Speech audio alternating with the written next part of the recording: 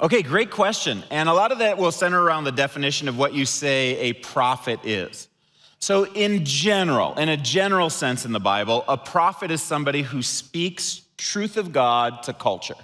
Someone who speaks truth of God to culture. In the Old Testament, you got a ton of prophets. You got, Isaiah and Ezekiel and Micah and Jeremiah and Jonah, and some of them are eager and some of them are resistant, but they're people who God had called to speak his word to their culture.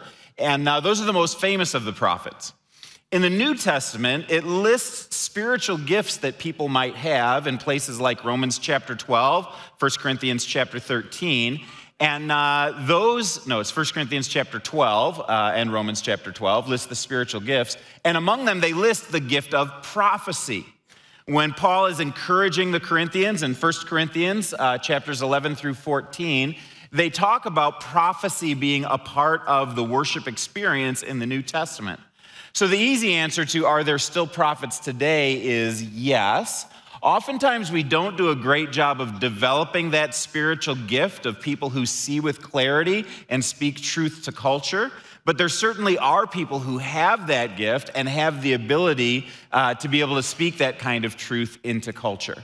But there were prophets and prophetesses. In Acts, we see that Philip had 3 daughters who prophesied.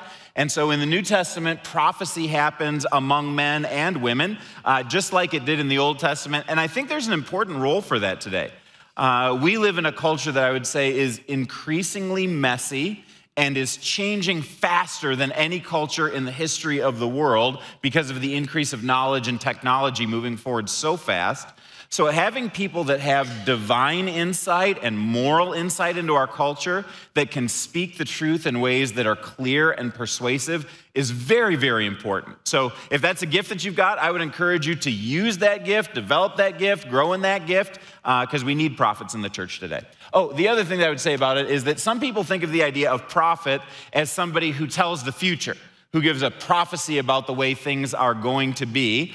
The Bible gives a really clear test for whether somebody's a prophet in that regard, and that is if what they say comes true, they're a prophet. If what they say doesn't come true, they are not a prophet, or that's not the word that comes from God. I believe it's Deuteronomy that talks about that as the prophet test. I think the general definition of prophet, and particularly the New Testament definition of prophet, is not so much somebody who's able to foretell the future, but somebody who speaks truth to culture.